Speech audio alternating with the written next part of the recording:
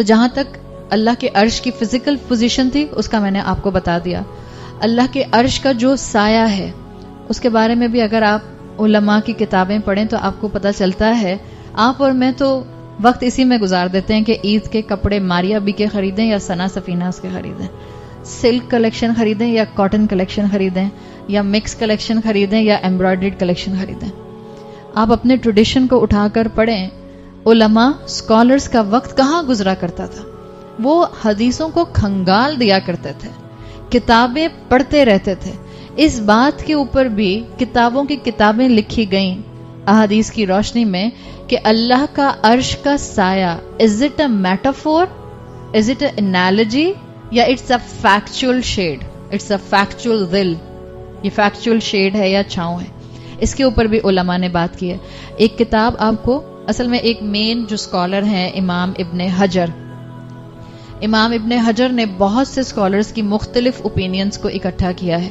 اور امام ابن حجر کہتے ہیں کہ دو طرح کے اسکالرز رہے جن میں ایک مائنورٹی ہے اور ایک میجورٹی ہے. ایک مائنورٹی اسکالرز کی ایسی رہی ابن حجر کے مطابق جن کا خیال ہے کہ یہ اللہ کا عرش میٹافوریکلی استعمال ہوا ہے, یعنی اٹس این انالوجی. جیسے آپ انگلش لینگویج میں نہیں کہتے ہیں that some one is under the shade of the king, اس کا مطلب کیا ہوتا ہے کہ وہ اس کی پروٹیکشن میں ہے.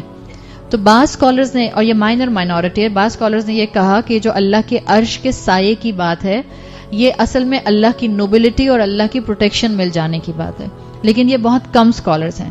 امام ابن حجر لکھتے ہیں کہ جو میجورٹی اسکالرز کا اوپینین ہے وہ یہ ہے کہ یہ جو اللہ کا عرش ہے, جو پہلا اسکالر کا فارم تھا وہ قرآن کی آیت سے دلیل نکالتے ہیں. وہ کہتے ہیں جو اللہ قرآن میں کہتا ہے لا خوف علیہم ولا هم یحزنون, تو یہ ایک اللہ کے پروٹیکشن کی کیفیت ہوگی جو آخرت میں پریزنٹیشن کے ٹائم پر, روز محشر کے ٹائم پر مومنین محسوس کریں گے کہ جب باقی سب ڈر رہے ہوں گے یہ نہیں ڈر رہے ہوں گے, ان کے دل کو ٹرانکویلٹی, سکون ہوگا. تو ایک مائنورٹی کا یہ کہنا ہے. میجورٹی اسکالرز کی یہ کہتی ہے کہ نہیں, یہ جب اللہ تعالیٰ کے رسول صلی اللہ علیہ وسلم نے اللہ کے عرش اور اس کے سائے کی بات کی تو یہ ایک ایکچوئل شیڈ ہے. ظل عرشہ وہذا ارجا, یہ ایکچوئل شیڈ ہے. امام ابن حجر اسقلانی کے مطابق دس از دا اسٹرانگیسٹ اوپینین.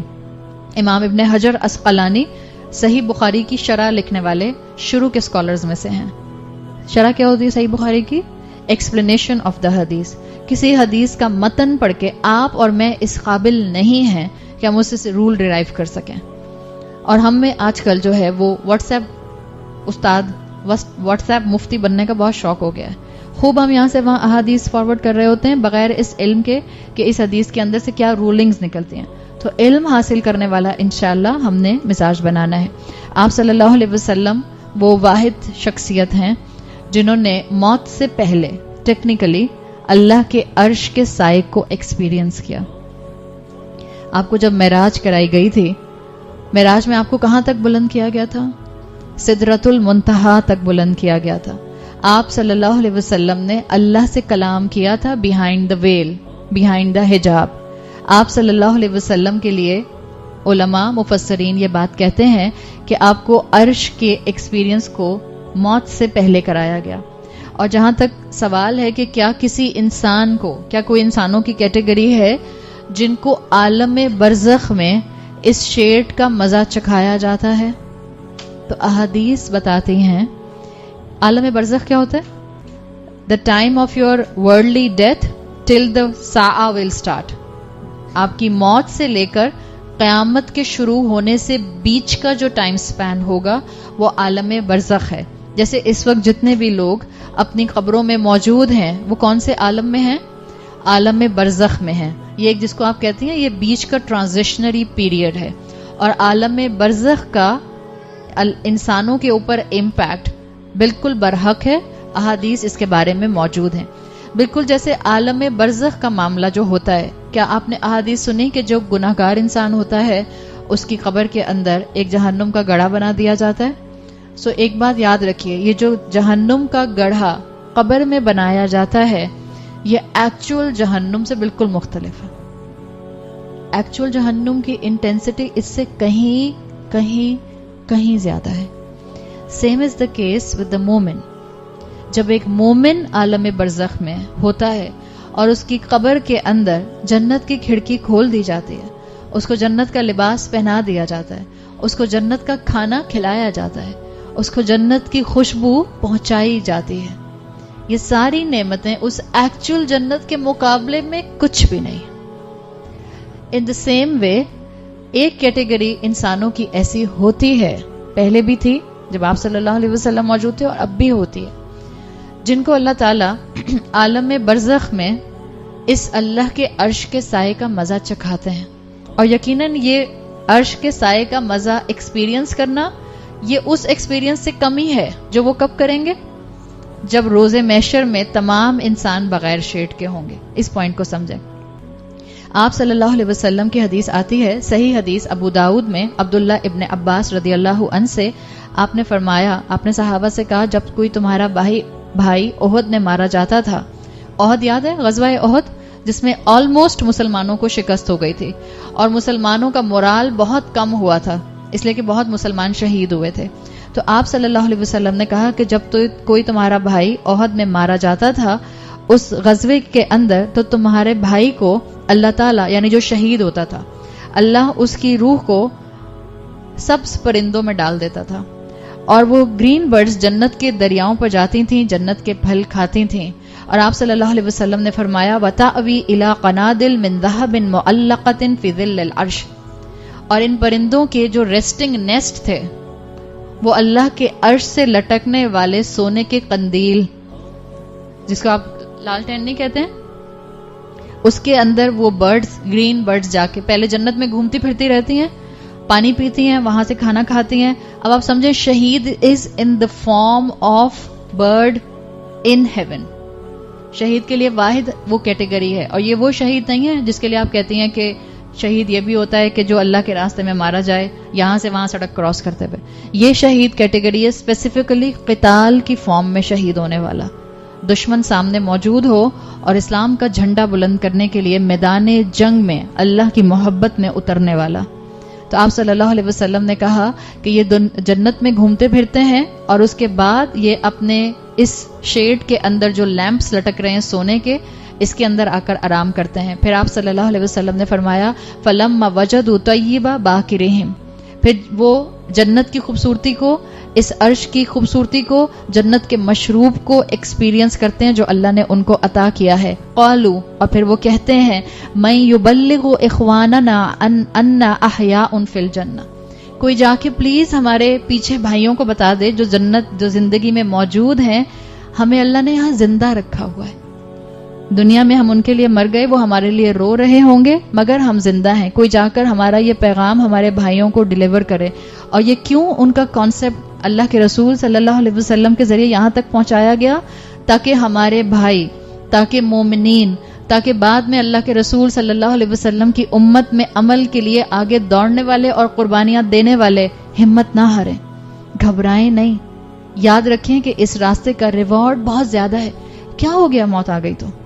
کیا ہو گیا کمزوری ہو گئی؟ کیا ہو گیا اگر تھوڑی سی نیند کم ہو گئی؟ کیا ہو گیا اگر خاندان والوں نے ٹیڑھی نظروں سے دیکھ لیا؟ کیا ہو گیا اگر فرینڈز نے فرینڈشپ چھوڑ دی صرف اس لیے کہ میں نے اللہ کی بات ماننی شروع کی تھی؟ کیا ہو گیا اگر اسکول میں مجھے اس بات پر بلی کیا گیا کہ میں نے اسکارف پہنا ہوا ہے؟ کیا ہو گیا اگر خاندان نے میرا مذاق اڑایا کہ میں نے سنت کے مطابق شادی کر دی؟ یہ سب تسلی کے الفاظ ہیں. اور پھر اللہ تعالیٰ کہتے ہیں، رسول اللہ نے کہا قال اللہ تعالی انا ابلغ عنکم، میں تمہاری طرف سے اس میسج کو پہنچاؤں گا. اور پھر اللہ تعالیٰ نے آل عمران کے اندر آیت نازل کی، وہ جو احد کے مقام پر، احد کے بعد نازل ہوئی تھی. فانزل اللہ، تو نازل کیا اللہ نے، ولا تحسبن الذین قتلوا فی سبیل اللہ امواتا، جو اللہ کے راستے میں فوت ہو جائیں، جن کو موت آ جائے، ان کو تم مردہ مت سمجھو، بل احیاء عند ربہم، بلکہ وہ زندہ ہیں اپنے رب کے پاس، یرزقون، اور ان کو رزق بھی دیا جاتا ہے. کس سے ڈرتے ہیں؟ مرنے سے ڈرتے ہیں؟ آپ کو اور مجھے کون گولی مار دے گا اگر ہم اپنے خاندان کے اندر سنتیں زندہ کرنے کھڑے ہوں گے؟ آپ کو اور مجھے کون سکول سے باہر نکال دے گا اگر آپ نے اور میں نے حجاب پہن لیا؟ اگر آپ نے اور میں نے آواز اٹھا دی اپنے سکول کے اندر کے فیئرویل پارٹی میں میوزک کو بند کیجئے؟ اگر آپ نے اور میں نے آواز اٹھا دی اپنے سکول، یونیورسٹی، ہائی سکول کے اندر کہ ڈانس فلور مت بنائیے، اگر ہم نے اپنی اولادوں کی شادیوں پہ ڈانس فلور نہیں بنائے، کوئی گولی مار دے گا، ہمیں قتل کر دے گا. اگر گولی بھی مار دے اور یہ ریوارڈ مل جائے تو گولی کھانا اچھا پسند فرمائیں گے آپ لوگ، یا آپ اپنے خاندان کی ٹیڑھی نظریں برداشت نہ کر سکیں گے؟ یہاں بیٹھ کے تو دل یہی چاہتا ہے، مگر پھر بھی زبان سے نہیں نکل رہا. آپ سوچیں اگر یہاں زبان سے نہیں نکل رہا اتنا سننے کے بعد بھی، ہاں گولی مار دیں مجھے، گھر جا کے تو بالکل بھی نہیں نکلے گا. دنیا کھینچ لیتی ہے، دنیا ایک ورل پور کی طرح ہے، دنیا کھینچتی ہے، اور آپ کو اپنے آپ کو کھینچ کے اللہ کی اطاعت کی طرف لانا ہے. اللہ کی طرف اطاعت کی طرف لانے کے لیے آپ کو کانسٹنٹ اللہ کے ساتھ جڑنا ہے، کانسٹنٹ اللہ کا پیغام سننا ہے. تو اللہ تعالیٰ نے یہاں واضح کر دیا کہ اللہ تمام انسانوں کو زندہ کرے گا، اور جو اللہ کے بہترین بندے شہید ہو جاتے ہیں اللہ ان کو اس شیڈ کا سایہ مزہ پہلے ہی چکھا دیتا ہے. اللہ سے دعا کریں اللہ ہمیں شہادت کی موت عطا فرمائے. آپ صلی اللہ علیہ وسلم نے فرمایا جس دل نے کبھی شہادت کی تمنا نہیں کی وہ انسان، وہ مسلمان منافقت پر مر گیا. اللہ ہمیں شہادت کی موت عطا فرمائے. اللہم اجعلنا منہم. انسانوں کو اللہ روز محشر اکٹھا کرے گا، اٹھائے گا. ایمان رکھیے، مت سائنس کی باتوں میں آئیے، مت ایگنوسٹک کی باتوں میں آئیے. کیسے اٹھائے گا؟ جب آپ اور میں گل سڑ جائیں گے، جب آپ اور میں ڈیکمپوز ہو جائیں گے. اٹھائیے سائنس اور پڑھیے جرمن سائنٹسٹ کو. آپ صلی اللہ علیہ وسلم نے 1450 سال پہلے کہا تھا انسان اٹھایا جائے گا عجب و ذم، اپنی اسپائن کی ٹیل بون سے. جہاں اس کی ٹیل بون گرے گی، جہاں اس کی ٹیل بون ڈیکمپوز ہوگی، وہیں سے انسان کو اٹھا دیا جائے گا. اور انسان آج کہتا ہے کہ مجھے کیسے اٹھایا جائے گا. آج ہمارے بچوں کے کنفیوژن صرف اس لیے ڈیولپ ہو رہے ہیں کہ ہم اپنے بچوں کو علم کے حساب سے تیار نہیں کر رہے. علم حاصل کیجئے، اللہ کے کلام سے جڑیے، اور جتنا ہو سکتا ہے اپنے آپ کو اللہ کے رسول صلی اللہ علیہ وسلم کے اطاعت کے اوپر لے کر آئیے. اللہ تعالیٰ میرے اور آپ کے لیے اس علم پر جم جانا، اس علم کو تھام لینا، اس علم کو آگے پہنچانا آسان فرما دے. اللہ ہمارے گناہوں کو معاف فرما دے. اللہم انک عفو کریم تحب العفو فاعف عنا. اللہ ہم پر رحم فرما، اللہ ہمیں معاف کر دے. اللہ ہمیں اپنے بہترین بندوں میں شامل فرما. اللہ ہم اس قابل نہیں ہیں، لیکن اللہ ہم آپ کے سامنے سر جھکانے والے ہیں. اللہ ہم شرک نہیں کرنا چاہتے. اللہ ہم کسی بھی ہستی کو اپنے سامنے معبود کی شکل میں نہیں دیکھتے. اللہ ہمیں معاف فرما دے. اللہ ہمارے گناہوں پر ہماری پکڑ نہ کر، اللہ ہاتھ پکڑ کے ہماری اصلاح کرا دے. اللہ تعالیٰ آپ نے موسیٰ علیہ السلام کے سامنے جن جادوگروں نے ایک مرتبہ مان کر سجدہ کیا تھا، آپ نے ان کو بخش دیا تھا. اللہ ہم روز آپ کے سامنے سجدے کرتے ہیں، اللہ ہمیں بھی بخش دے. اللہ ہماری اولادوں کو بخش دے. اللہ ہماری اولادوں کے دل دین کے لیے کھول دے. اللہ ہماری اولادوں کو ہمارے لیے صدقہ جاریہ بنا دے.